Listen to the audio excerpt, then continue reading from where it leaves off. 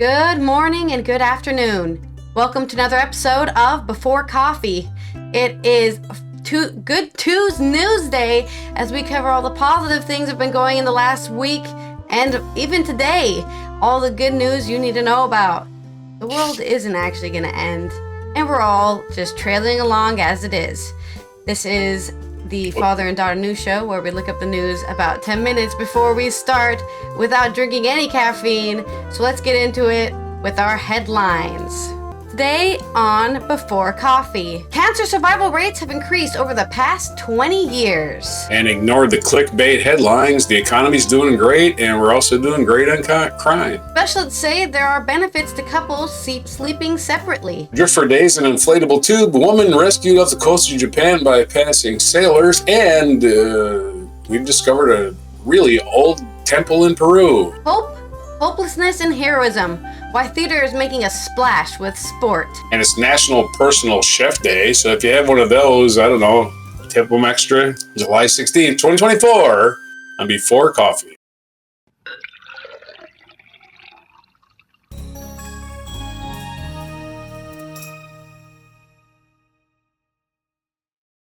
Really good news if you have a personal chef. Yep, own personal Life chef. is good I'm for jealous. You know, you don't have to be go to culinary school to be someone's personal chef. They just want a servant is what they want. They want somebody to plan their meals for them, cook their meals, and then not have to think about it. They just go home. Oh, great, we're having turkey. I don't know, whatever. Anyways. You make the best toast. I know yesterday was really sad because of all of the celebrity deaths that happened over the weekend. But even though 2 of those people died of cancer survival rates have actually increased over the past 20 years, so it's a rarity for most people to die of cancer. The survival rates of cancer patients have increased over the past 20 years, according to the latest figures from the Netherlands Cancer Registry, NKR. So maybe only the Netherlands it's increased, huh? Want to survive cancer? Come here. This is from NOS. These data is managed by the Comprehensive Cancer Center of the Netherlands, IKNL, which calls the increase encouraging. The IKNL sees that there have been significant improvements in the survival rate for various types of cancer in the period of 2020 to 2022. I know my landlady is one of those people who survived cancer, or is surviving cancer. The 5-year survival rate rose by 2% to 68% in a period of 2018 to 2022, compared to the previous period. This means that all patients diagnosed with cancer in that period, 68% were still alive 5 years after their disease, according to the IKNL. In recent years, the survival rates for some types of cancer have increased due to introduction of new treatments, improved diagnostics. An example of this is lung cancer, where new drugs have become available, especially since 2017.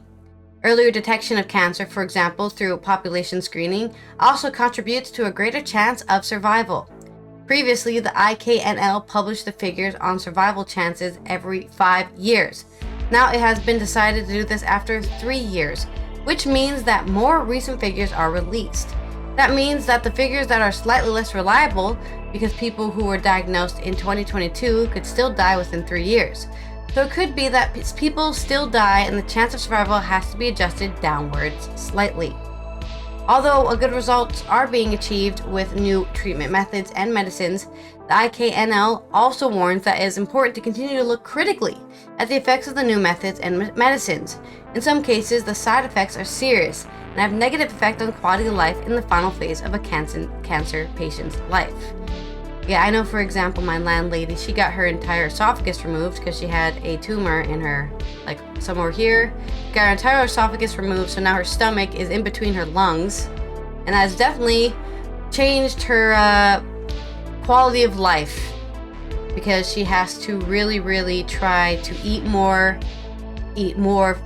calories every day because her stomach is just smaller and it doesn't eat as much. And it also, because of the surgery, her stomach doesn't produce the right gut Enzymes. Bacteria to break down bacteria. food. So she has to eat more rhubarb and pineapple, things that have that naturally, that acidic breakdown element in them, so that she can actually digest her food. So even though that's technically not the cause of the cancer, it is the cause of the treatment of her cancer, which was moving her stomach into her lungs, basically. Killing healthy cells is what they got to do. Yeah, the healthy to kill cells the cancer, they got to well, kill healthy cells. Yeah. I think it's because your esophagus does do stuff, and when you don't have your esophagus doing that stuff anymore, your body has to compensate somehow, or in this case, you have to compensate somehow. It's a flexible muscle, right? Mm-hmm. Sort of kind of contracts and... Yeah, it helps break it down in the esophagus. Shoot that food down your gullet or whatever it's called. I'm not a doctor. Your gullet. But that's my short story on cancer rates. Short. Okay. Increasing over the past 20 years. I sent you a film. It's a short one, and you can show the whole thing. So okay. No editing necessary. All right, so here's on to some more good news. We try to cheer this up on a Good Tuesday News Day. This is from thenation.com, and this is Jeet here. Why aren't we talking about the great news in the economy and crime? If elections are decided by factual measures on whether the public is better off due to incumbents' policies, Joe Biden would be sailing smoothly into landslide in November. Just in the past week, there's a spate of data showing that the economy is booming and crime is steeply declining, thus depriving defendant J. Trump of his two important talking points, at least to voters who care about evidence. Robust job growth under Biden's watch has led to substantial real gains for the working class. On Thursday, Axios reported just 13% of the workers in the U.S. are now earning less than $15 an hour. 2 years ago, that number was 31.9% per data from Oxfam. That same day, the Washington Post reported inflation eased more than expected in June, handing Federal Reserve officials another dose of encouraging data as they inch closer to cutting interest rates and giving a long-awaited relief to households and businesses. They're all sitting there going, you raised them pretty quick, You raised them awful damn quick. What? Cutting them is going to hurt you somehow. Okay, whatever. On Monday, CNN reported violent crime dropped more than 15% in the United States during the first 3 months of 2024. According to statistics released Monday by the FBI. This was probably last Monday. The new FBI figures validate a trend identified by some national crime experts. The U.S. murder rate continues to drop at a higher rate and could be headed for its largest annual decline ever. In theory, all of this should bolster the case for Biden. Let's just skip the debate nonsense. But in politics, facts alone don't win arguments. Facts persuade only when they are adeptly presented as part of a political argument. Something about polls, I'm not going to read that. Blah, blah, blah, blah, blah, blah, blah. Running in semaphore.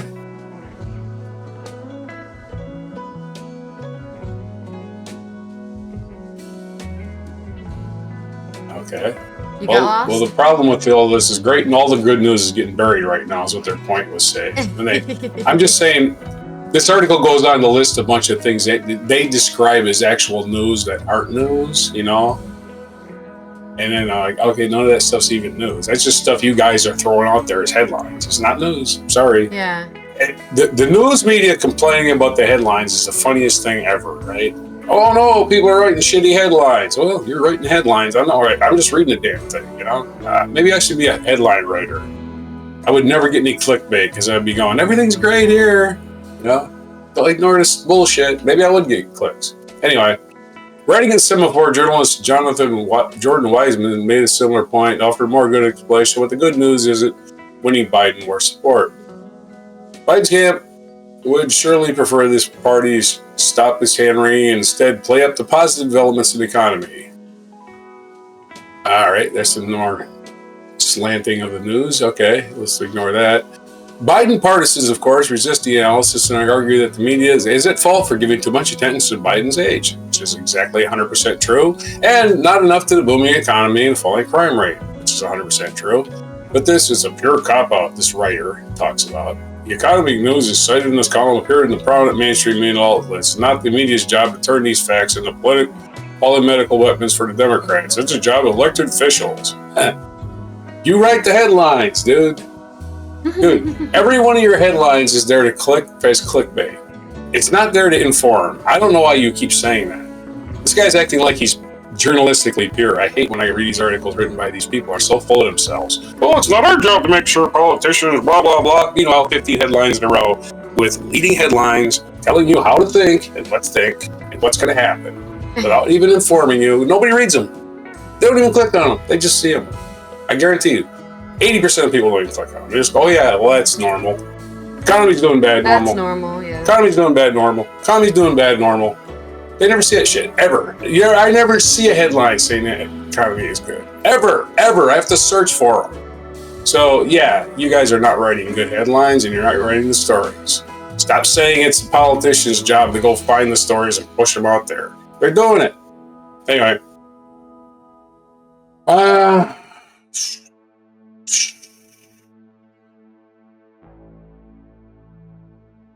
So that's basically the story. This guy goes around basically spends the entire rest of the article complaining about Joe Biden's campaign. So I'm not reading that. That was basically, a waste of your time on a good news story where the reporter, his name is Jeet here, should never ever cross my lips again. Because I'll never read another article by this idiot who spends all of his time ripping on the president for good economic news. That, I suppose the president was supposed to be reporting it to everybody. Supposed to break into everybody's daily breakfast and go, good economic news, everybody! Should do it every day. Maybe that's what should happen. I have no idea why this guy wrote this article. Yeah, there is a false idea in America that the president controls every single thing ever, and I was actually talking about this last night. We're watching X-Men: The Last Stand, in which that film, the president is the one deciding to basically protect Alcatraz from mutants or whatever. And I'm just like, it's this kind of media portrayal of the president, right? Where he's has his fingers in all the pies, he controls every single puppet, in the United States, that people genuinely believe in real life that the president has control over every single aspect of American life. They are the ones. The president is the one telling your local police chief to shoot people, no, the president is too busy reading 50 pages of one document about one single thing all day, and then he has to make a decision on that. He doesn't give a shit about every single aspect of the economy. He's not the one controlling, I don't know if he gives a shit or not, but they're holding him responsible for things. The president ordered it to happen, so that's why it's happening. Well, you can't fix the old saying is you can't fix stupid people. You can just keep slanting the news so they don't read it. They just go, another headline about that. But my problem with this article is this guy sits there and goes on and on and on about Joe Biden doing this and doing that, and clearly he's having trouble with names, but not one mention about Trump constantly having gas, constantly getting people's names wrong, constantly saying things wrong, constantly being confused where he is in the freaking world. This happens all the time. They don't even talk about it. Yeah. And then they go, Joe Biden's got a problem. I'm like, oh, okay, just another hack. Too lazy to do anything but just report the things. Here's what's happening. Reporters want access. That's the new thing, access journalism. They want access, and if they don't get access, they're going to rip you every chance they get.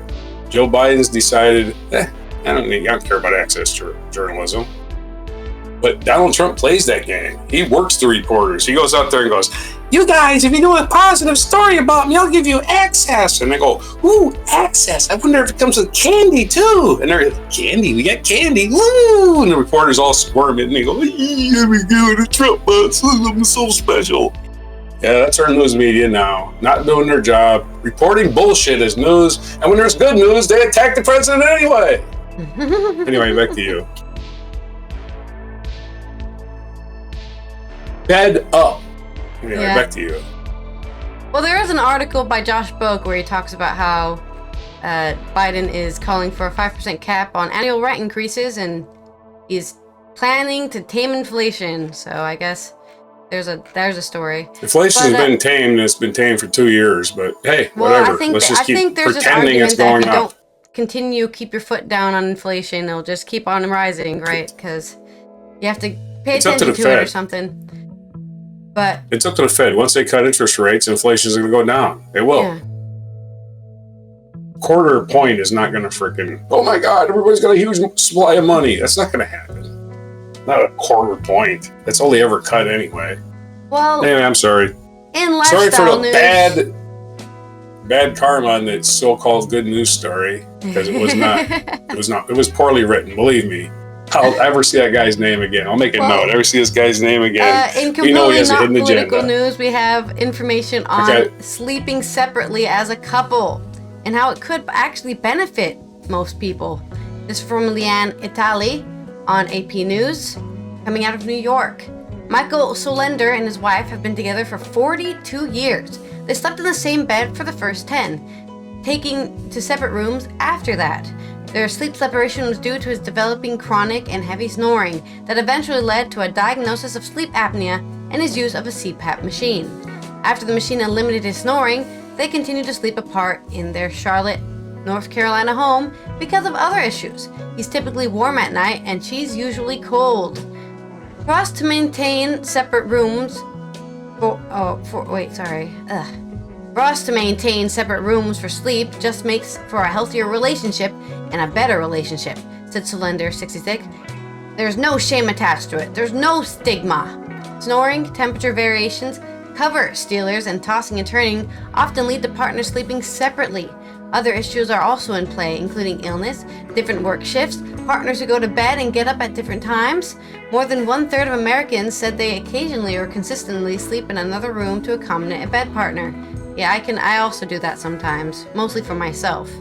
According to American Academy of Sleep Medicine study last year, men are the ones who usually hit the sofa or guest room. Well, I guess I'm special because I'm the one hitting the sofa in the guest room. But it doesn't help because that's where Robert's computer is in also the bedroom. So yeah, it doesn't work. If he's gonna stay up until 4 a.m. playing video games, I can't sleep there. And perhaps surprisingly, it's millennials who do it the most rather than the older people. Dr. Seema Khosla, a pulmonologist and spokesperson for the Academy, said achieving adequate sleep, which is usually 7 to 8 hours for adults, is important for healthy relationships. Mine's 12 hours, I think. I feel the best after sleeping for 12 hours. Studies indicate that people who consistently experience poor sleep are more likely to experience conflict with their partners, says Khosla, who is, their name's not Khosla, who is the medical director of the North Dakota Center for Sleep in Fargo. It's really a question of people prioritizing their sleep. I have had patients who had been married like 60 years and they swear that separate bedrooms is a reason. Sleeping separately, she said, is probably more common than we think. The same goes for sleep apnea, a leading cause of heavy snoring. Solender said he went to a sleep specialist after realizing the impact sleep deprivation had on himself and his wife. I would wake her up and would wake myself up, he said. I never knew I had sleep apnea. I would say close to 20 years ago I started falling asleep at red lights, started falling asleep watching TV or sitting up and reading a book. I felt tired constantly. That's when I knew I had an issue. Key to making separate sleep spaces work is talking about it beforehand, as Solender did with his wife. It's not about avoiding intimacy. It's about recognizing that you can have intimacy, you can have time together, but then you can just sleep apart. That's really important part of the conversation. Both partners need to understand and agree. Yeah, no kidding. I mean, it's so weird when you're reading like, oh, why are these couples have such great relationship? They talk to each other. Wow, what a huge revelation! People talking to each other and communicating can increase your relationship synergy. Oh. Big news, guys! Talk to your partner and maybe you might get along. Polusa has seen some reluctance among her patients when she suggests sleeping apart. Usually it's somebody's spouse who is snoring, and someone has a spouse's alarm that wakes them up in the morning, or something like that. We'll talk about it, and people will push back right away saying, oh, no, that's not going to work for me, she said. Some, Pulsa said, will sit with it for a minute and they'll think about it, and you can tell that they're kind of like, I would love to do this, but then how do I tell my partner? Tracy Daniels and her husband had been sleeping apart for over 4 years. Initially, there was no big talk. She just headed to the guest room. It started because my husband is a horrible snorer. Also, I'm a very light sleeper. He could drop a paperclip on a carpeted floor and I would wake up, said Daniels, who lives in Tyrone, North Carolina. Later, she said she initiated a conversation about after she was diagnosed with breast cancer and went through surgery. He comes and tucks me in and gives me a kiss, Daniels said. They rotate their 3 dogs at night. Dr. Phyllis Z., Chief of Sleep Medicine at Northwestern University of Feinberg School of Medicine and Director of Sleep Clinic at the Northwestern Memorial Hospital in Chicago, said sleep separation is common in her practice. It would be a great idea to discuss sleep compatibility before you get married. I tend to see it when couples have been married or they've been together for some time and have been trying to negotiate this for a while, she said. I mean, I get it, but like, oh, I'm not marrying you because we're not sleep compatible is such a stupid reason for me to not be in a relationship, but I guess I'm a bit less sensitive to such things. I'm very accepting of other people's differences, one could say. I'm middle-aged, he said, sleep is less robust. In general, you're more prone to getting things like insomnia or sleep apnea, and so that begins to be bothersome, she said. While there's no shame in sleeping apart, she said technology has helped make sharing a bed easier in some ways. White noise machines, cooling pillows and bedding, mattresses with dual temperature controls and dual control electric blankets can help, Z said. Some couples have given up sharing blankets using their own to make sleep easier. There's a whole market out there to mitigate some of these issues, he said. Sleep separation is more accepted now as people have become more aware of the importance of quality sleep to overall health, Z said. On the other hand, there is research to show that there are benefits of sleeping together, she said. In general, probably the top line is seek professional help before making a decision. Are these issues a sign of sleep disorder that one can treat? So don't start buying a new bed just yet. But you should definitely, I agree, talk to your partner or whoever you're sleeping next to and ask them, hey, you think this could be solved with these things? And then have a discussion, and what do you know? You fix a problem. Woo! Talking to each other. Amazing. There's your good news here about sleeping. Sleep, my favorite.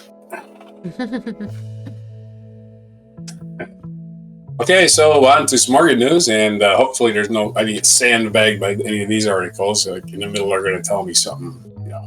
Joe Biden does a thing between his toes or something. I don't know. It's just upsetting when I'm trying to read an article and here's a bunch of editorializing, and here's this guy's point of view. Absolutely gave no point of view other than Joe Biden's old. That was it. We got it earlier. I think we understand your point of view by this point. Oh, okay. Sorry, I just hate being sandbagged by an article with a misleading headline. So anyway, Adrift for days in an inflatable tube. Woman rescued off coast of Japan by passing sailors, and this is by Andy Corbally of the Good News Network, which he hasn't sandbagged me yet, so we'll see. An amazing survival story comes from the southeast coastal waters of Japan, where a Chinese woman survived days adrift at sea, clinging to an inflatable inner tube. Reported missing last Monday by her friends, the unnamed Chinese national was swimming with friends on a beach in the city of Shimoda Shizuoka Prefecture. The Coast Guard was alerted that she was in her 20s and holding onto an inflatable recreational inner tube.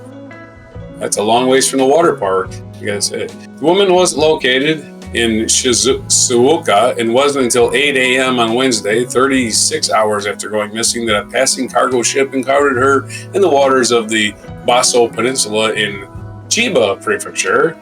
She had floated over 50 miles or 80 kilometers during that time, but mercifully, the waters hovered around 24.1 degrees Celsius or 75 degrees Fahrenheit. Rather comfortable, actually. Being extremely large, the cargo ship hailed a passenger tanker to help. Two of its crew members, believing the drifting speck of humanity on the vast empty ocean was a member of the cargo ship's crew, jumped in to rescue her, while those remaining on board called out for her not to give up. Once in the water, the crew secured a rope around her waist as she was too exhausted to climb the ladder. After 36 hours and several tense minutes, a young woman and her sodden, wobbly knees were on deck. Video released by the Japanese Coast Guard eventually airlifted the woman to the hospital shows her standing on the tanker's main deck wrapped in a blanket. Apart from exhaustion, the woman was unharmed and walked out of the hospital on her own initiative. Hidetoso Seto, a senior member of the Society of Water Rescue and Survival Research, said in the televised interview that the woman's survival was like a miracle. And there's your story. Not too many hard to pronounce names. We go on to Peru, and also on the Good News Network. Andy Corbally, again, our favorite. Ancient temple and theater 3,500 miles older than Machu Picchu. Discovered in Peru. How long have humans been in the Western Hemisphere? Probably longer than we think. And building temples. An ancient temple and theater has been identified in Peru as dating back 4,000 years, placing it amongst the oldest man-made structures in Peru. Located in the northern Peruvian town of Zanya, archaeologists had been alerted by authorities of looting taking place at a site called La Otra Banda, Cerro Las Animas, and a team from the Field University of Chicago, accompanied by institutions of Peru, got to work last June. A mere 6 feet below the surface, the excavators found walls of mud and clay.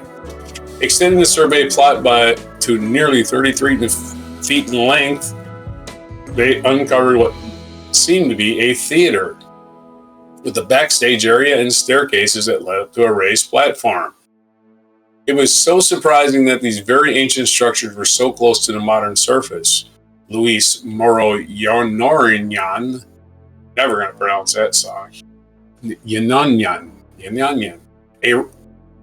a research scientist at the Field Museum who led the team, said in a release from the college, this could have been used to perform ritual performances in front of a selected audience. I like our archaeologists are all about rituals, and I guess it had to be rituals. Yeah, it had to be. Okay. What? I wonder what their imaginations are like. Really like. It's like, hey, think about that stuff. It's like this must have been a temple. Maybe it was just it could be just anything. Spot. It could have been they could walk their pets through it. We don't even know. We just speculate. It was a pet. It was a pet bathroom. Yeah, it could have been. Yeah, it could have been a lot of things. Just because our modern imaginations can only come up with a few things it could be. It could have been any number of things. Alongside of the theater, staircases were carved stone slabs decorated with intricate bird designs. There you go. It was a bird aviary that were typical of carvings from the time dating back as far as 2000 BCE, known as the initial period, and continued until 900 BCE. If the temple were built during this period, it would long predate the Inca, but even the markers of the mysterious geoglyphs known as the Nazca lines, as well as other civilization called Moshe. Archaeologists also found several large murals painted on the walls. Muro Yananyan collected samples from the paint segments, which should provide a very accurate date for the finishing touches on the temple via radiocarbon dating, not radiocarbon dating. Radiocarbon dating. Among the major takeaways from the discovery is that this theater perhaps represents the starting pistol for organized religion on a societal scale. Ooh, maybe it was something else, right? Could have been organized religion. Could have been human sacrifices. Could have been a strip joint. And dovetails with the more recent belief in the origin of civilization around the world, the discovery of Gobekli in Turkey. Gobekli in Turkey, that instead of agriculture being the organizing factor that brought humans out of the hunter-gatherer stage, it was religion and ceremony. I'm pretty sure it was fire and cultivation. I don't know. I wasn't there, but they make a leap of faith that's just what had anything to do with religion, right? And then they say, oh yeah, let's form a bigger theory around this one idea. So there's your story. Ancient temple, as they call it, found in Peru, older than Machu Picchu, soon to be a tourist attraction. Yeah, Back to you. tourism. There's good money in tourism. Unlike the people in Spain who don't want it because too many tourists. Amsterdam is also Yeah, but they want to. Amsterdam is also building anti-tourism things. They're trying to get rid of all those shops that sell random junk items and the weed bars and moving the red light district to a different place. They're just like, you know what? Fuck these guys. Let's go back to being a boring city with atmosphere or something.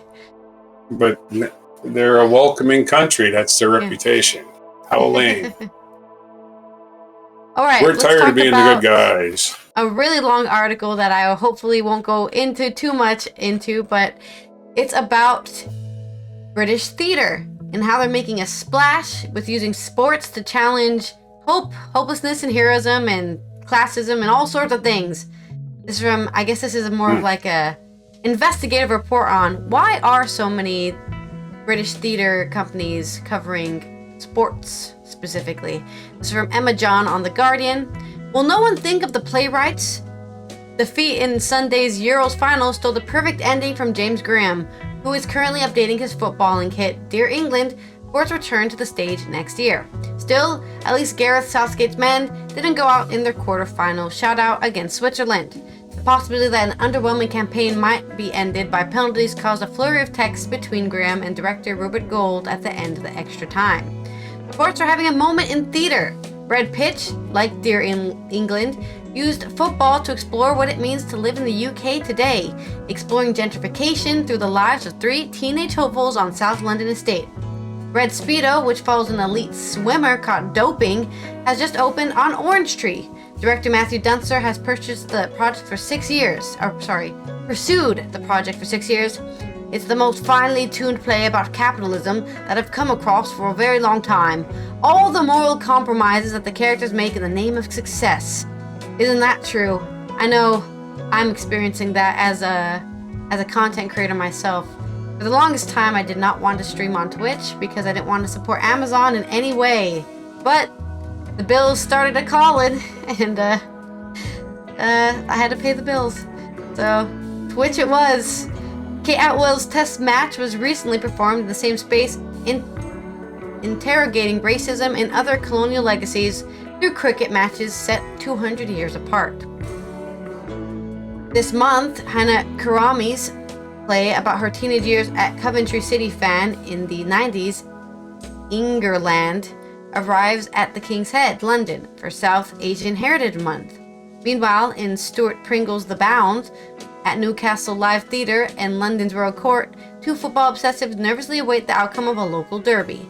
The twist being that the Northumberland pitch is miles wide, because this is the Troventide fixture of 1553. When a mysterious stranger shows up, the religious and political conflicts of the Reformation edge us from fan-based comedy to folk horror. Pringle became intrigued by the long-running and often violent inter-village football games after the visit to Tudor House in Margate, and on researching the historical background, discovered that the sport itself had become a political football for church and reforming forces within the country.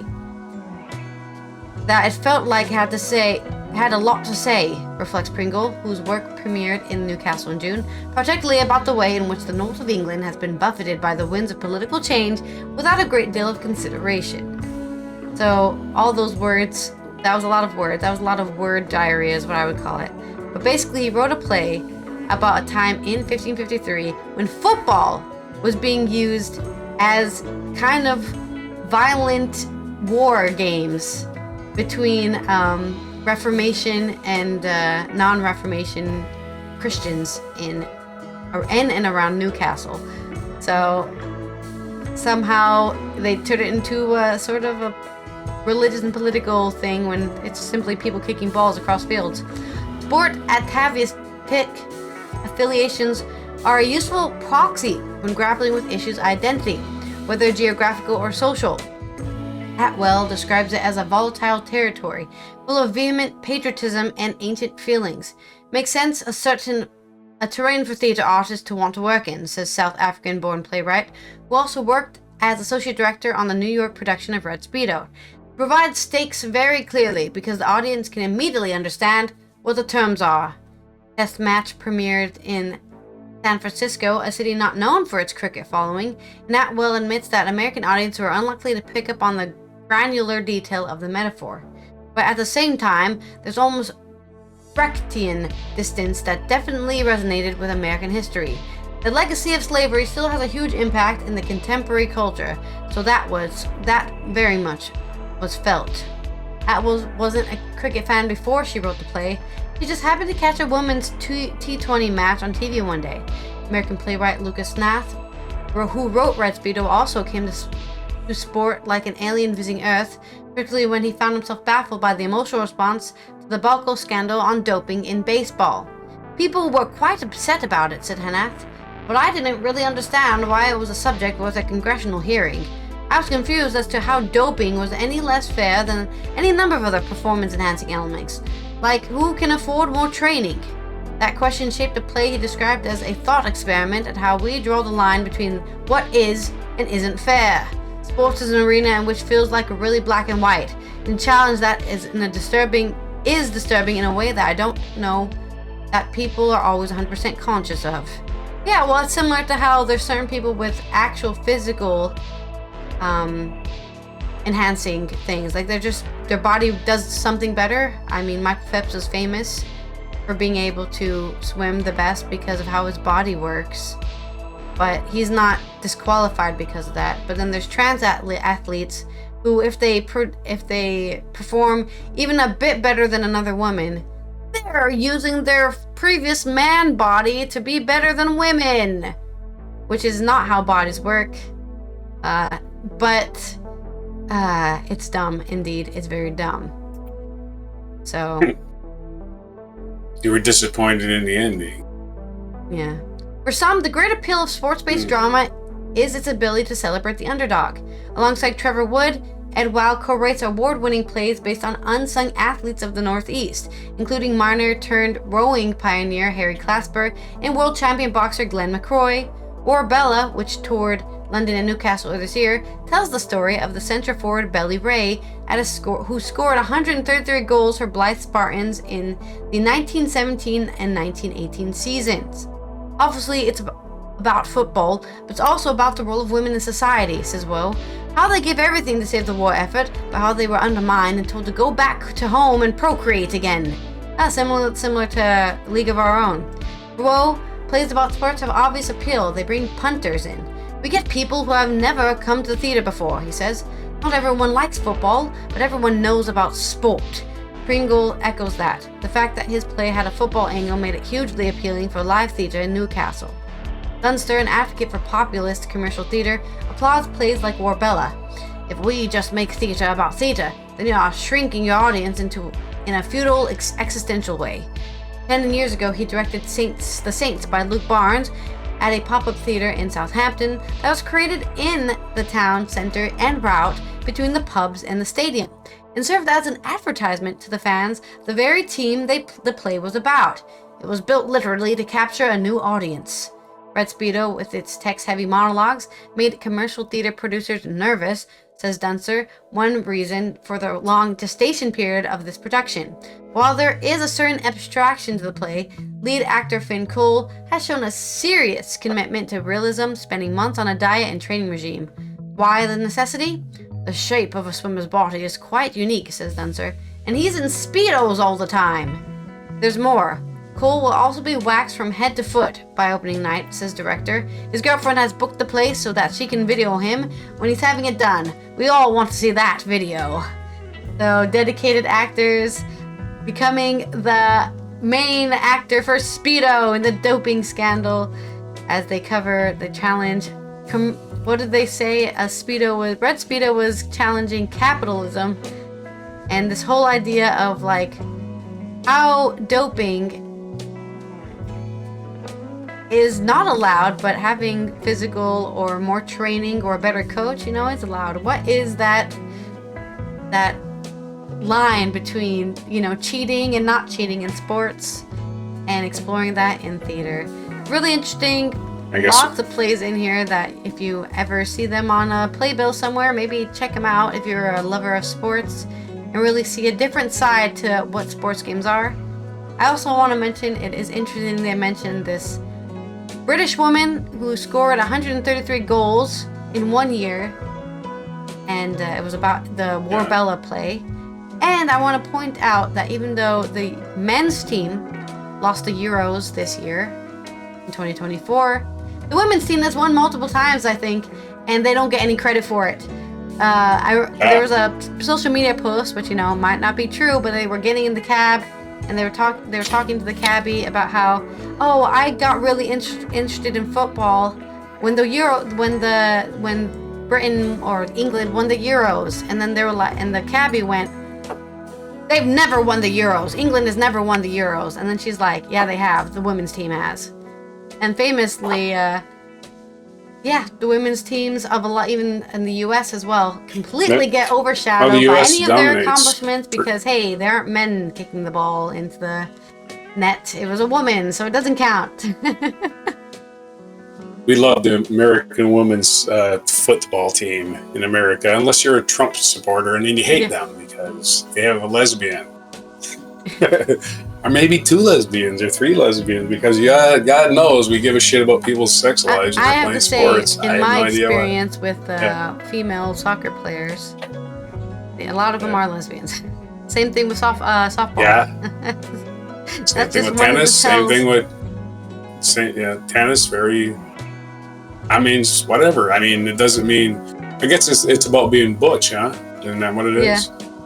You're an athlete. You're butch. You're attracted to other women. I don't know. Maybe I'm not a lesbian, physiologist. So you're not exactly. You're the opposite of a lesbian. I'm barely me. So whatever I am, I consist. She's definitely of that. not a lesbian. Bag of skin. I am not a lesbian. I don't think I have the equipment to be a lesbian. I think I can identify as a lesbian, can I? Maybe. I don't know. Change my name to Loretta. Loretta the lesbian. It's kind of there's a ring to it. Sorry, that's from Life of Brian. All right, so back onto this day in history. I guess this day in history, way back on July 16th, 1054,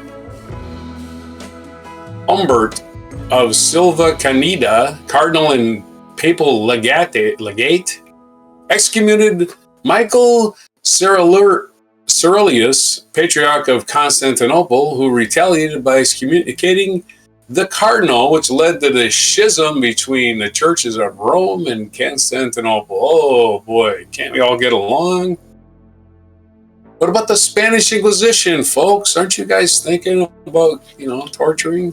Get together on this. Anyway, there's your dividing of the Rome Church and the what they call the Western Roman Empire. The Eastern Roman Empire in Constantinople. They split along theological, actually political lines, where they're excommunicating each other for whatever reason. This day in 1377, Richard II was officially installed as King of England, almost a month after the death of his grandfather, Edward III. On this day in 1862, India B. Wells Barnett, an American journalist who led a crusade against lynching, was born in Holly Springs, Mississippi. Lynching, pretty fucking horrible. 1882, First Lady Mary Todd Lincoln died at the age of 63, the wife of Abraham Lincoln, 16th President of the United States. So she only made 63, which is not very old. Probably was normal in those days, though, 63. 1935, the world's oldest parking meters were installed. The world's first parking meters were installed in Oklahoma City, Oklahoma. The device, which sought to ease congestion, was designed by Carl C. McGee. Oklahoma City, I did this a while ago, also had the first shopping carts. They had the first shopping carts and the first parking meters. So Oklahoma City is just bringing us into the modern age all over the place. 1941, American baseball player Joe DiMaggio set an MLB record for the most consecutive games, 56 with a hit. Sorry, he did not set the record with his 56th consecutive game hit. He set the record way before that, right? Every game after that was a new record.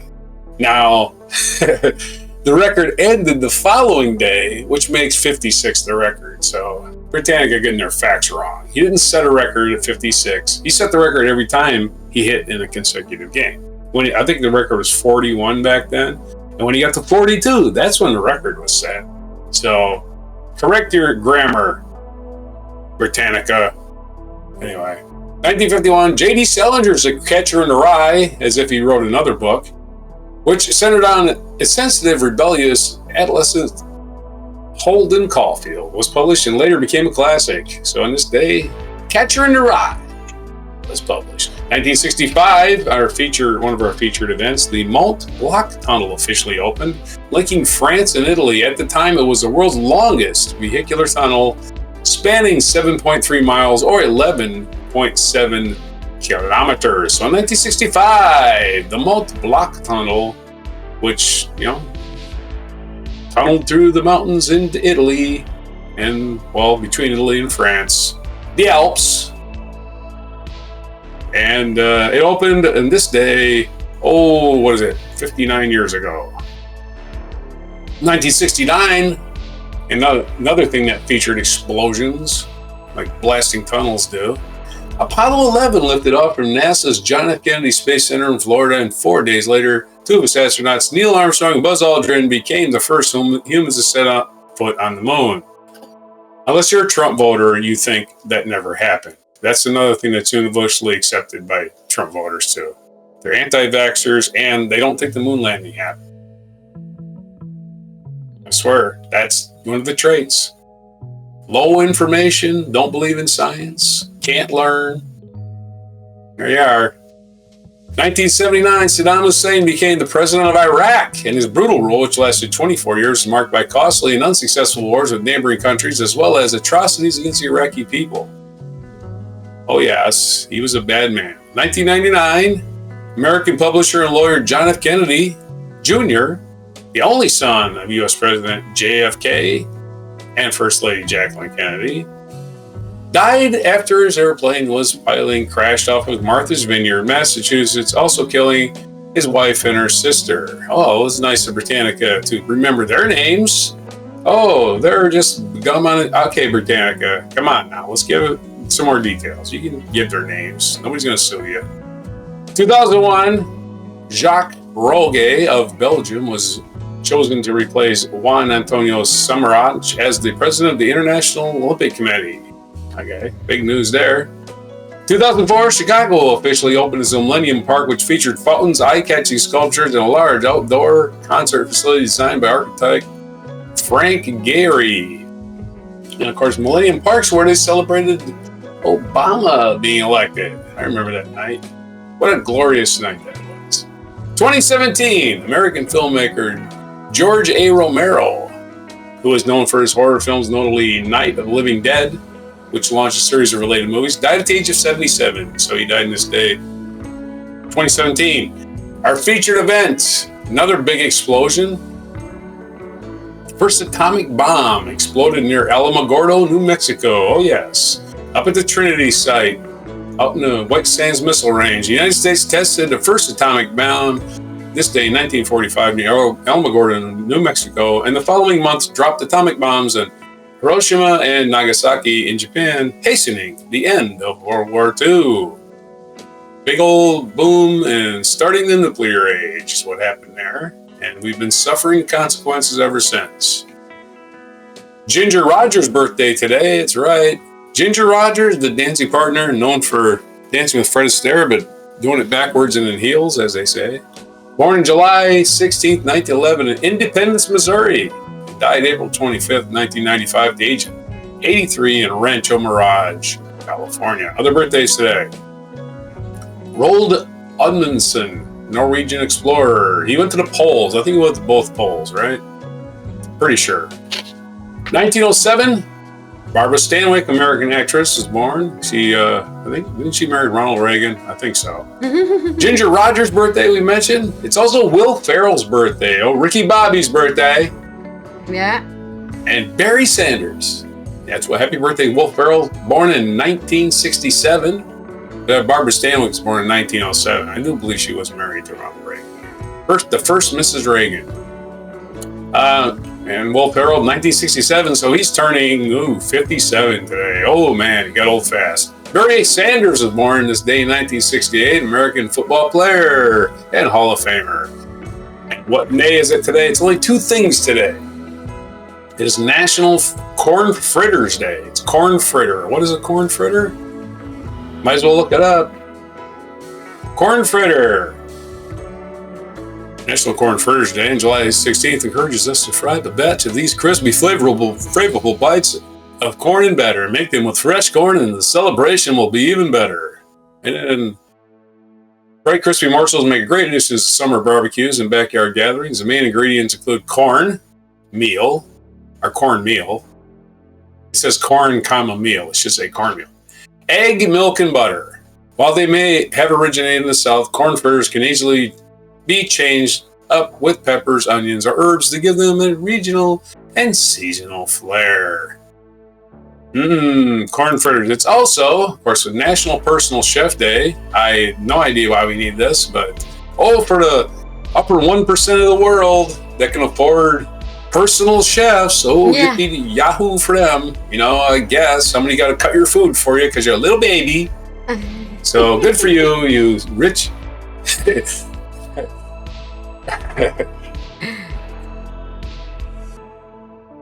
I guess you're employing somebody, right? I got a personal chef. Good for those guys. I had a personal chef until I was about 2. It was my mom. And that was it. It was over then.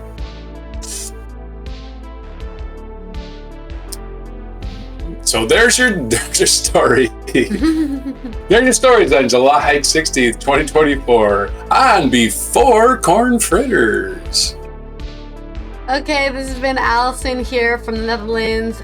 I hope you have had are going to have a good Tuesday, because it's Good News Day.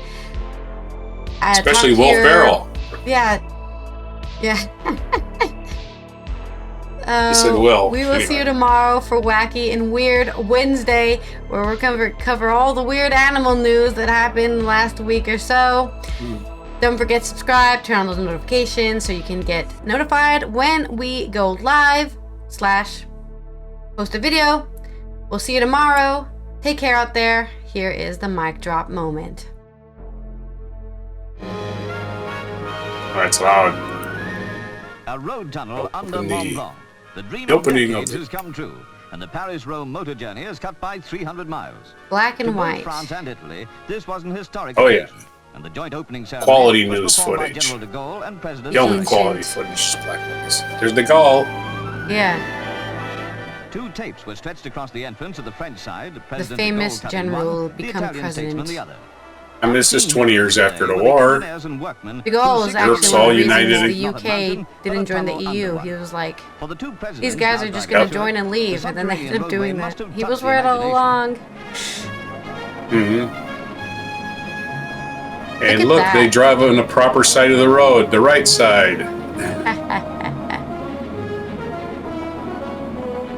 None of that confusion from driving from France to England, right?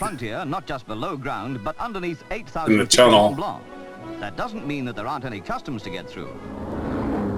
Oh, so they go through customs. Not these days, right? Warned of the exit on the Italian side, 7 miles. Look at that, they have the whole miles per hour. The longest road tunnel in the world. That's an interesting Modern marvels.